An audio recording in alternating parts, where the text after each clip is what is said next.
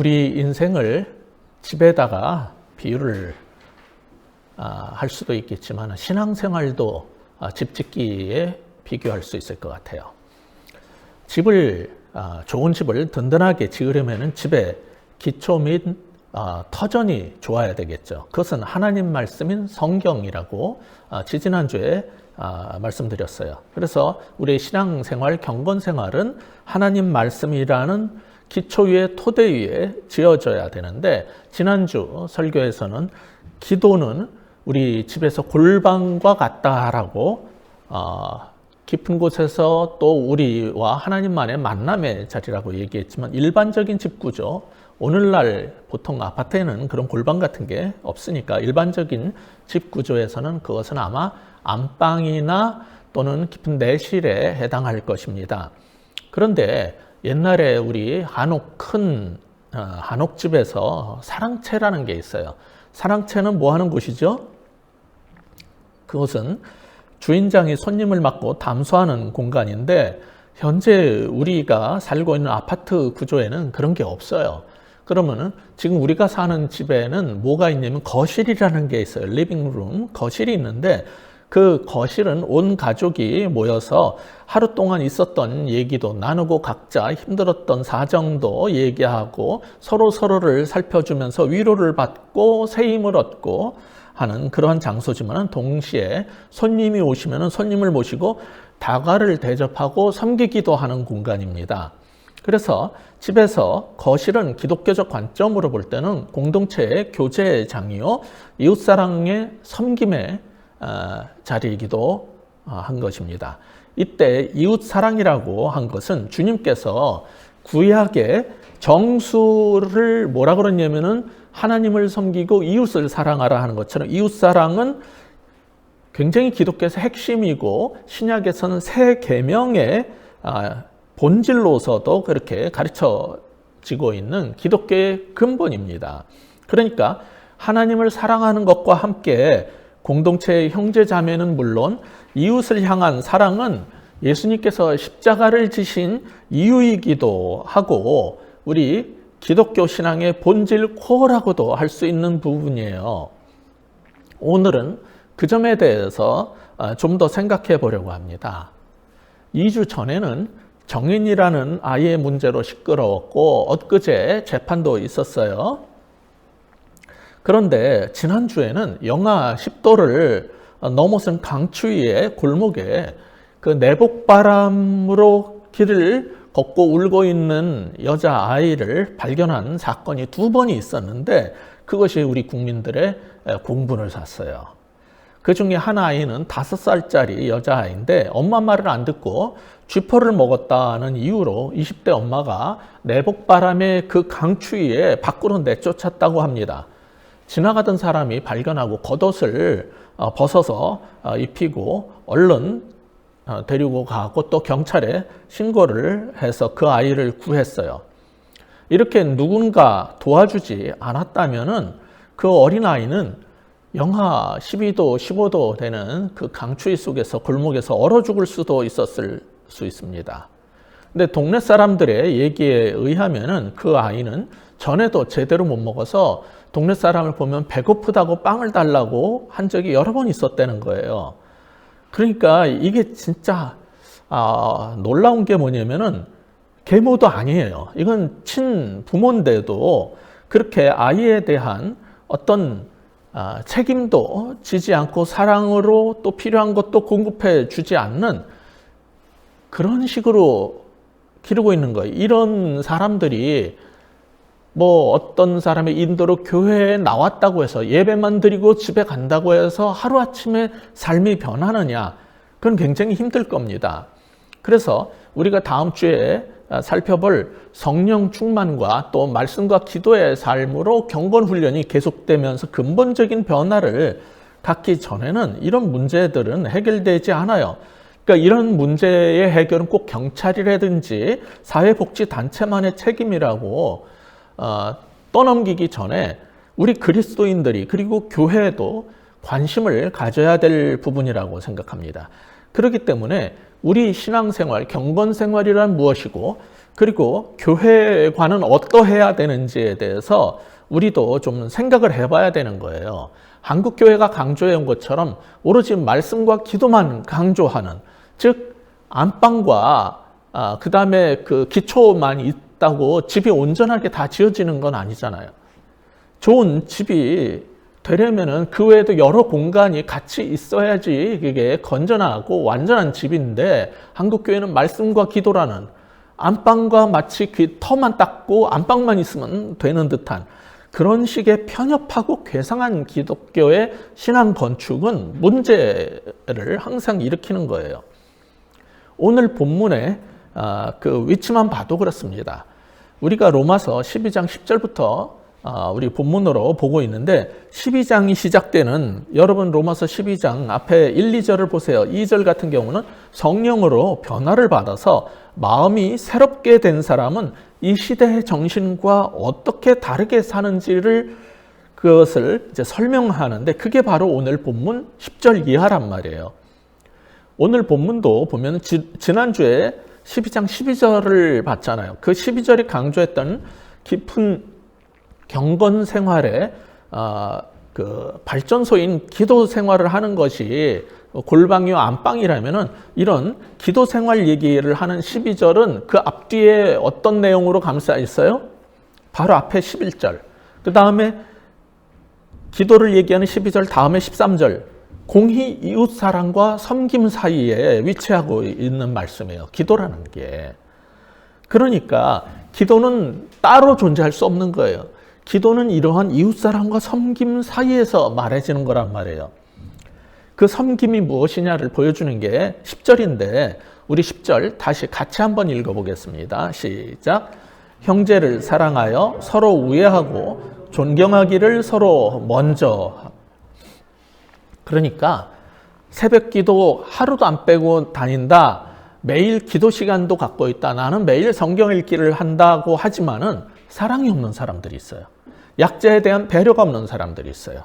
이웃에 대해서 친절하지 않고 예의가 없는 사람들이 있어요. 주변 사람과 조금만 친해지면 쉽게 화를 내고 공격하는 사람이 있어요. 형제 자매에 대한 우애와 존중과 사랑도 없는 사람들은 아무리 성경을 많이 읽고 기도를 한다고 해도 영적으로 건강하지 못하고 문제가 있는 거예요.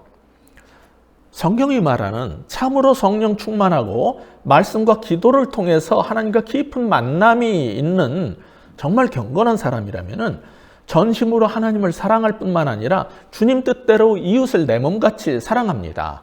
추위에 헐벗고 굶주린 채 길가에서 떨고 있는 그 아이를 그냥 지나쳐 지나갈 수 없는 겁니다. 그런 아이들이 이 시대에 우리 교회가 있는 지역 가운데 발생하고 있다면 거기에 대해서 책임감을 느끼게 돼 있다는 거예요. 그리스도인도 그렇고 교회도 그래야 되는 거예요. 그래서 다쳐서 위급한 사람을 봐도 그냥 지나칠 수 없어요. 이처럼 참된 경건은 기도와 말씀만 있고 예배만 많이 드리는 사람이 아니라 형제 자매를 존중하고 가족 간의 우애를 보이고 이웃을 사랑하는 모습을 보인다는 것이 오늘 본문의 10절의 가르침인 것입니다. 따라서 오늘 본문이 우리에게 주고자 하는 첫 번째 교훈은 이것입니다. 형제 우애와 존경함으로 우리의 경건을 증명해야 된다는 거예요. 형제 우애와 존경함으로 우리의 경건을 증명합시다. 성경은 참된 경건이란 기도와 진리 수어로만 끝나는 것이 아니라 형제 자매를 존중하고 우애가 있어야 하고 이웃사랑이 있어야 된다라고 강조하는데, 거기서 그치지만도 않아요. 사실 이웃사랑은 사회복지사들도 잘하는 일이에요. 그러면 성경적 경건은 무엇이냐면 이웃사랑과 함께 하나님 사랑이 균형 잡혀 나타나는 게 성경이 말하는 경건한 삶이에요. 그래서 11절이 그 다음에 10절에 이어서 11절이 나오는 거예요. 11절 같이 읽어보시겠습니다. 시작. 부지런하여 게으르지 말고 열심을 품고 주를 섬기라. 주를 섬기는 것은 주일 성수하고 11조하고 교회 봉사하는 것이 다라고 제한하면 안 됩니다. 주를 섬긴다는 것은 교회의 형제 자매 그리고 우리 주변의 이웃들을 섬기는 걸 다 포함한 굉장히 포괄적인 표현입니다. 마가복음 10장 45절도 보시면은 예수님께서는 자신의 사역을 섬김이라고 정의하셨어요. 그것은 뭐냐면은 복음을 선포하는 것만이 아니라 설교만이 아니라 병든 자를 고치기도 하고 가난한 자를 먹이는 것을 포함하지 않았습니까? 그래서 마가복음 9장 41절, 마태복음 10장 42절에서는 형제 자매에게 물 한 그릇 주는 것은 결코 상을 잃지 않을 거라고 말씀하셨던 겁니다. 그러니까 오늘 본문 로마서 12장 11절이 말하려고 하는 것은 이런 섬김을 할 때는 어떤 자세로 행해져야 하는가를 가르쳐 주려고 하는 거예요. 그건 뭐냐면 부지런하고 게으르지 말고 열심을 품고 섬겨야 한다는 거예요. 이처럼 먼저 요구되는 건 뭐냐면 게으르지 않는 부지런함이에요. 이웃사랑과 하나님 섬김에서 가장 중요한 것은 우리가 머리가 얼마나 좋고 똑똑하고 얼마나 성경 지식과 교리를 많이 아느냐에 달려있지 않다는 거예요. 제가 지나간 한 30여 년의 사역 가운데 교수 사역이 20년 넘지만은 지역교회에서도 또 오랫동안 사역을 했단 말이에요. 그러면서 여러 교육자들을 써봤는데 학벌이 좋고 신학교의 학점이 좋고가 중요하지 않더라고요. 그 사람의 성실함, 게으르지 않는 부지런함으로 섬기는 모습은 조금 똑똑하면서 말만 많아가지고 주변 사람들하고 갈등을 일으키는 사람보다 훨씬 낫더라는 거예요. 또 어떤 사람은 처음에는 열심을 내가지고 굉장히 막 그냥 모든 걸 다 하려고 들어요. 그리고 무슨 일을 막 맡겨달라고 그러고 내가 다 하겠다 그러고 정말 열심히 해요. 그러다가 조금 지나면 시들해지고 그 다음에 자기 편의를 위해서 이 핑계 저 핑계를 대다가 또 자기 이익에 맞지 않으면 더 좋은 쪽으로 쉽게 갈아타요. 제가 사역하면서 또 하나님의 마음을 읽어가면서 발견한 것은 뭐냐면은 하나님께서 하나님의 일을 위해서 필요로 하시는 분은 어떤 사람이냐면은 조금 덜 똑똑해도 신뢰가 가고 그리고 어떤 일을 맡으면은 열심으로 부지런함으로 성실하게 해내는 사람이라는 거예요. 그런 사람이 함께하고 싶은 사람이에요. 일반 직장 생활에서도 그럴 거예요. 직장의 경영자들은 어떤 사람을 원하냐면은 그저 똑똑하기만 한 사람이 아니에요. 대개는 설립자나 거기에 경영자들이 새로 입사한 직원보다는 훨씬 똑똑해요. 경험도 많고 똑똑하기 때문에 그런 걸 해낸 거예요, 지금까지. 그러니까 머리를 더 좋다는 걸로 그 경영자가 쓰는 게 아니에요, 사실은. 전문 기술을 가진 사람은 필요로 하지만은 경영자들이, 설립자들이 머리가 그렇게 나쁘지가 않다고요. 그리고 무식한 사람들이 아니라고요. 못 배웠어도 똑똑한 사람도 봤거든요. 그럼 뭘 원하겠냔 말이에요. 일을 맡기면 성실하게 해내는 사람이죠. 어떤 거를 시키면 부지런하게 게으르지 않게 해내는 사람이란 말이에요. 근데 하나님 일에도 이게 똑같다고요.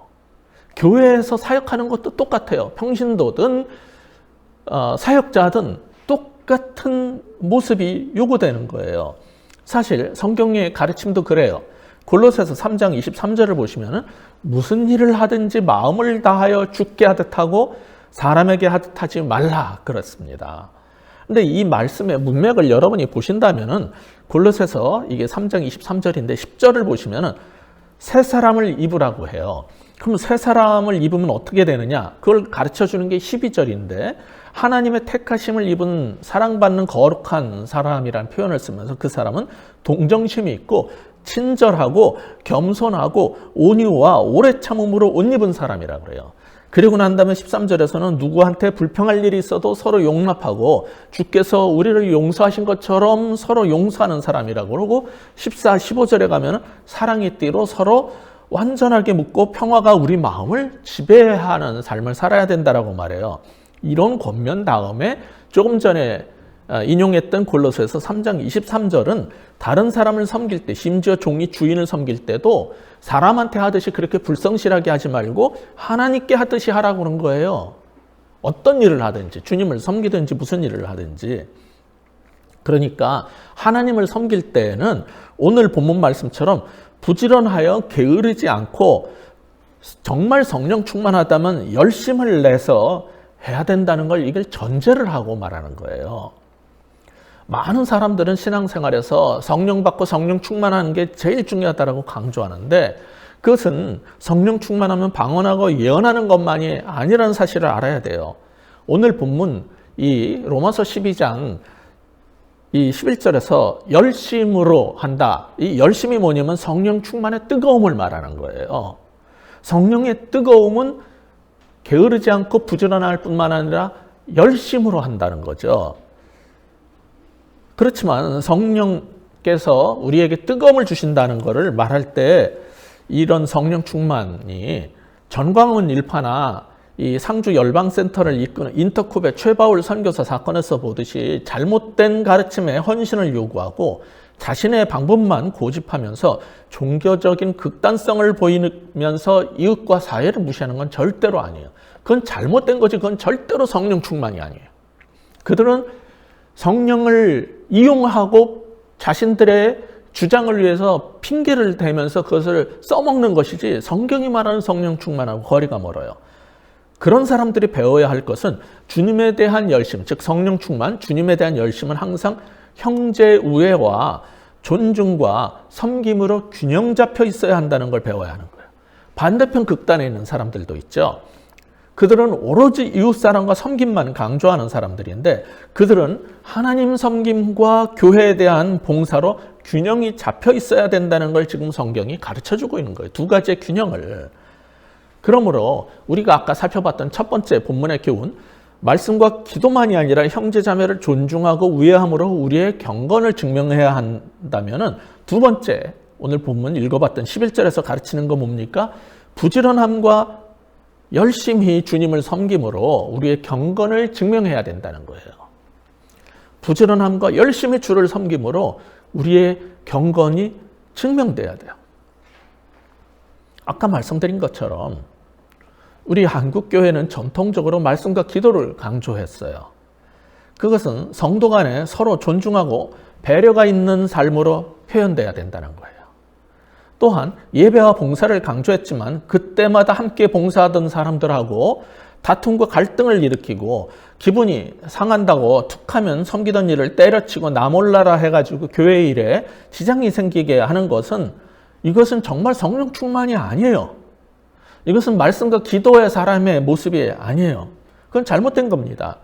말씀을 배우고 기도를 많이 하고 주님을 섬긴다고 하는 사람들은 주변 사람들과의 관계 속에서 자신의 성품을 통해서 그 성령 충만함이 증명돼야 된다는 게 지금 로마서 12장의 가르침이란 말이에요. 그러니까 정말 성령 충만하다고 자랑하고 싶다면은 부지런함과 열심으로 그리고 성실함으로 주님을 섬기는 그런 모습을 통해서 우리의 경건을 증명하라는 것이 11절의 가르침이었단 말이에요. 이런 것들은 주변 사람들한테 뭐로 보이냐면은 선한 성품으로 보여요. 저 사람은 성실하다. 그것은 그 사람의 인격과 성품으로 보일 뿐이에요. 그래서 성령 충만을 가르치는 갈라디아서 5장 22절, 23절을 보시면은 그것을 뭐라고 말하냐면 성령의 열매를 맺는 삶이라고 말합니다. 성령의 열매가 뭐예요? 사랑, 기쁨, 평화, 인내, 친절, 선행, 진실, 온유, 그리고 절제처럼 인격과 성품이에요. 그러니까 성령 충만과 경건함을 자꾸 성령의 은사 쪽으로만 폭을 좁혀서 생각해가지고 귀신 쫓고 병 고치고 방언하는 것만을 생각하면 안 돼요. 주변 사람들한테 쉽게 화를 내고 미워하고 무시하고 인격을 짓밟고 절제하지 못하고 이런 사람들은 성령 충만한 성령의 열매가 없는 거예요. 절제하고 온유하고 양선하고 오래 참음 친절한 사랑을 보여서 주변에 기쁨과 평화를 전하는 성품의 사람이 성령이 충만해서 열매를 맺는 삶이라는 거예요. 그런데 신앙생활하면서 이런 사랑 얘기를 하게 되면 이 교회는 사랑이 없어, 저 목사는 사랑이 없어, 이 교회 교인들은 나를 존중하지도 않고 대접하지도 않고 사랑해 주지 않아 하는 사람들이 종종 있어요. 근데 그런 사람들은 오늘 본문 로마서 12장 10절 본문을 다시 자세히 봐야 됩니다. 거기에 뭐라고 되어 있냐면은 형제를 사랑하여 서로 우애하고 존경하기를 어떻게 하라고 그랬어요? 서로 먼저 하라고 그랬어요. 그러니까 사랑은 내가 요구할 수 있는 성격이 아니라 내가 먼저 해야 되고 서로 먼저 해야 하는 거라고 성경이 가르쳐주고 있는 거예요. 그것은 서로 우애하는 상호적 사랑이지, 저 사람이 왜 나를 먼저 사랑해 주지 않냐, 너는 왜 날 사랑하지 않아, 이렇게 요구할 수 있는 종류가 아니라는 거예요.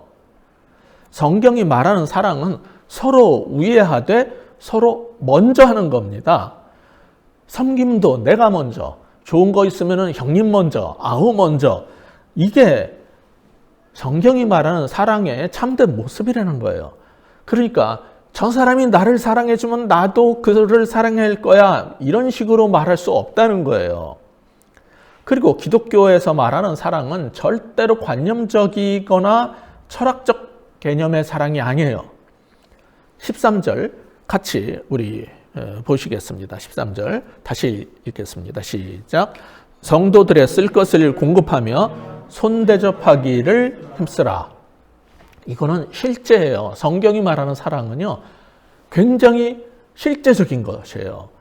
먼저 교회 안에 성도들의 어려움을 살펴서 그 필요를 채워주어라. 그 다음에 주변 사회에 눈을 돌려서 손대접, 나그네들 대접에도 힘쓰고 봉사와 사회 복지까지 안과 밖 모두를 섬기는 게 성경이 말하는 경건한 사람들의 모습이라는 거예요. 이게 참된 경건한 그리스도인의 모습이고 성경적 교회의 바른 모습이라는 거죠.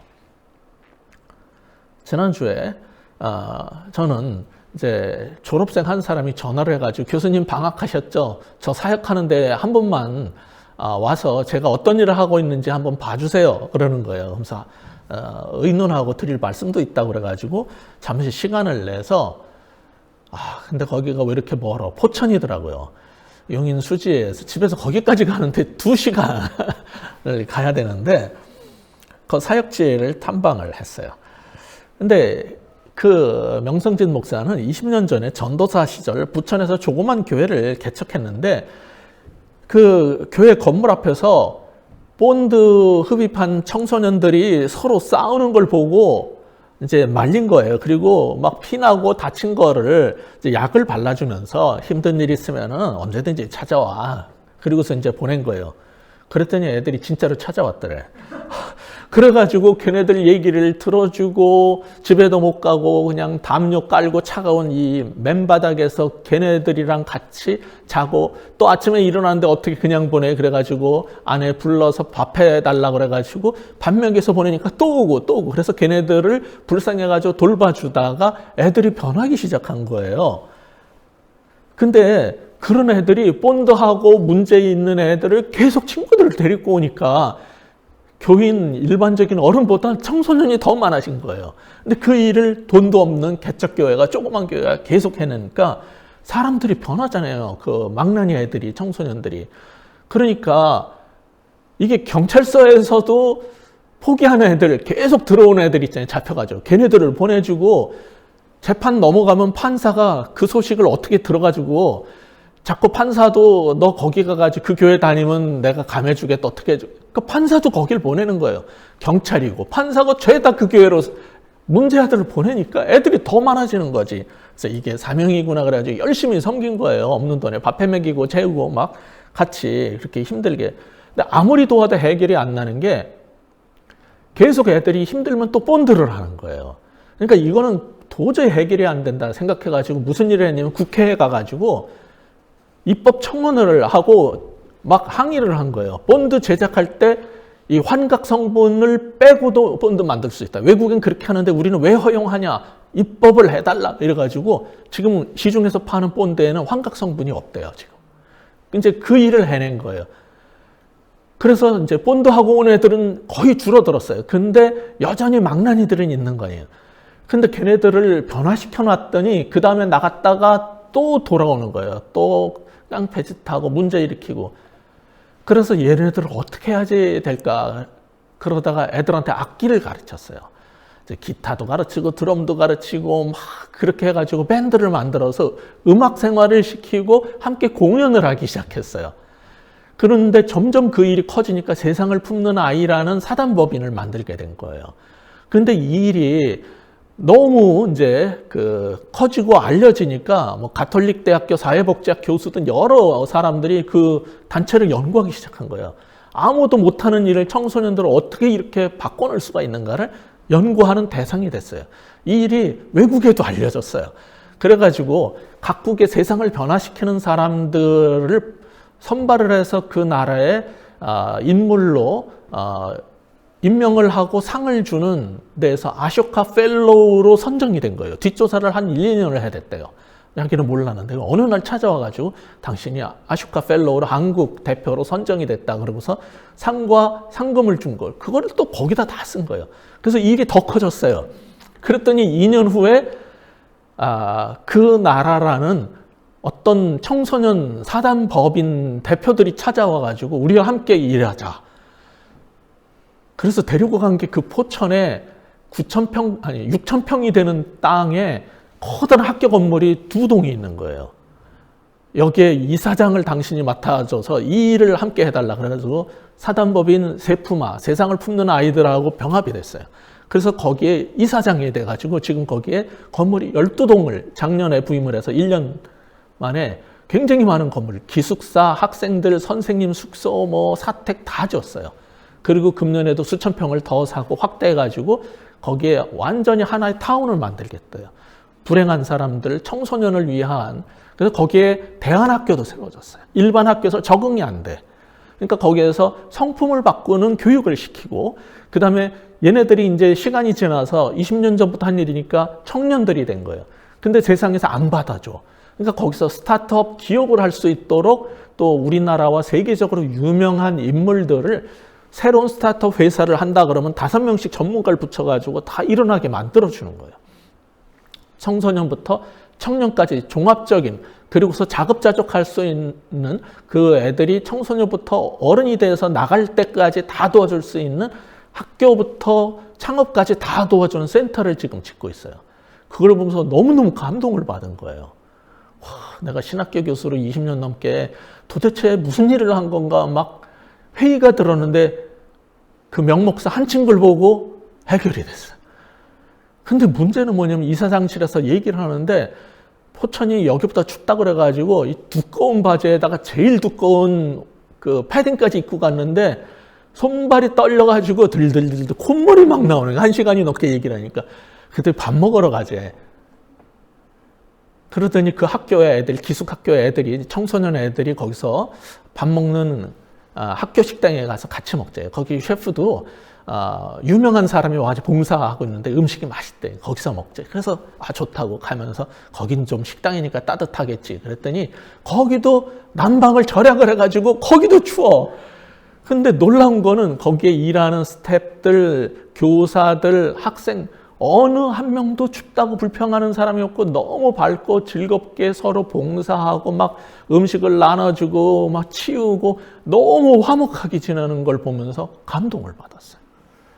근데 그 일을 하는 사람들은 우리나라의 대기업 또 세계적인 기업에서 아주 유명한 사람들이라서 본부장급 이상 되는 사람들인데 청소년들이 변하는 이 일이 너무 가치 있는 일이라고 함께하고 싶다 그래가지고 10분의 1도 월급을 못 주는데 그냥 와서 거의 봉사 차원으로 이 청년들 유명 기업의 본부장급들이 와서 10몇 명이 지금 일을 하는 거예요. 그 사람들이 애들까지 같이 살면서 거기서 즐겁게 일을 하고 있어요.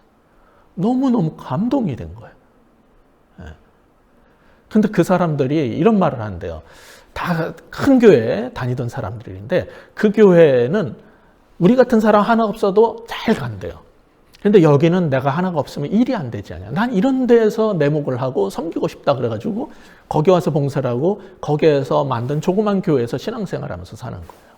정말 그렇지 않습니까? 유명 대형 교회 가면요. 피아노 전공 안 한 사람도 반주할 수 있지만은 피아노 전공한 사람들이 수십 명이 놀고 있어요. 몇 명만 그 반주를 하지 나머지 다 놀고 앉았어요. 근데 어떤 교회는 그 찬송가 반주기로 연명을 하잖아요. 어떤 교회는요 몇백억, 심한 경우는 천몇백억의 현금이 쌓여 있어요. 어떤 교회는 월세를 못 내요. 어떤 교회는요 갖은 은사를 가지고 재능이 있는 사람들이 널려 있지만 어떤 교회는 한 명의 교사가 없어서 애들끼리 놀고 있어요. 근데도 봉사를 안 해요. 그냥 큰 데에서 잘 지내겠다는 거예요. 그거는 사회에 대한 책임과 공동체에 대한 책임의식이 없고 주님을 열심으로 부지런함으로 게으르지 않고 섬기라는 성경 말씀에 위배되는 삶이에요. 그건 굉장히 나태하고 자기의 개인적 편의만을 위한 삶이지 그건 절대로 주님을 섬기고 이웃을 사랑하는 삶이 아니란 말이에요. 교회 안에서나 밖에서나 그건 똑같은 모습이란 말이에요. 저는 그렇게 추위 가운데에서도 그렇게 열심히 하는 그런 사람들을 보고 집에 와서 제 집에는 22도에 맞춰져 있는데 20도로 낮춰봤어요. 근데도 온실처럼 따뜻하더라고. 거기에 그 얼음통에 비해서 그래서 나도 좀 더 절약하면서 살아야지. 그렇게 저도 삶의 방식을 조금 더 바꿔야 되겠다. 누군가는 자신의 재산을 내놓아서 섬기고 보장되고 안락한 미래와 그런 모든 삶을 내던지고 청소년들을 위해서 봉사하는데 나는 조금 더 섬겨야 되지 않는가 그런 생각을 했어요. 그러면서 우리 교회에 대해서도 생각해 봤어요. 현재 우리 교회는 이런 온라인 언택트 시대에 성경적인 강해 설교를 필요로 하는 사람들을 위해서 이렇게 소수가 모여서 예배드리고 그 설교를 녹화해서 유튜브에 올리는 일을 또 사명으로 하고 있어요. 그 일을 위해서 최소한의 안정적인 그러한 예배드리면서 녹화하고 인터넷에 올리는 그런 일을 할 수 있는 작은 공간 확보를 위해서 기도했고 감사하게 오늘 이사를 할 수 있게 되었어요. 우리 교회에는 쌓여 있는 돈이 없는지라 한 분이 조금 더 헌금을 많이 해주고 그렇게 함으로써 보증금을 냈지만 당분간은 우리 얼마 안 되는 헌금으로 월세를 내고 또 선교헌금도 보내고 필요한 것들도 이렇게 조달을 하면서 빠듯하게 지내게 될 것 같아요. 그렇지만 언젠가 하나님께서 허락하시면은 우리가 말씀만 사람들한테 제공하고 선경금 보내는 것에서 그치지 않고 언젠가 우리도 우리 주변에 사람들을 구체적으로 물질적으로도 실제적으로도 도울 수 있는 날이 오기를 저는 기대해 봅니다. 지금도 우리 교회가 우리 자신만을 위해서 존재하는 건 아니지만은 진리의 말씀을 베풀 뿐만 아니라 이웃에게 우리 교회의 형제 자매들 뿐 아니라 이웃에게도 실제적 도움을 줄 수 있는 교회로 자라가기를 기도합니다. 그것이 오늘 본문 하나님 말씀의 요구이기 때문에 그래요. 그럼 오늘 본문의 마지막 교훈은 무엇입니까? 성도의 필요를 채우고 손대접함으로 우리의 경건을 증명해야 한다는 겁니다. 성도들의 필요를 채우고 손대접함으로 우리의 경건을 증명합시다. 첫 번째 뭐였어요? 형제 우애와 존중함으로 우리의 경건을 증명해야 된다는 것이었어요. 두 번째, 부지런함과 열심으로 주님을 섬겨서 우리의 경건을 증명해야 되고 마지막으로 성도들의 필요를 채우고 손님 대접을 함으로 이웃을 섬김으로 우리의 경건을 증명해야 된다는 거예요. 이때 남을 돕고 나눌 때에는 티내지 말고 마태복음 6장 3절 말씀처럼 오른손이 하는 것을 왼손이 모르게 해야 됩니다.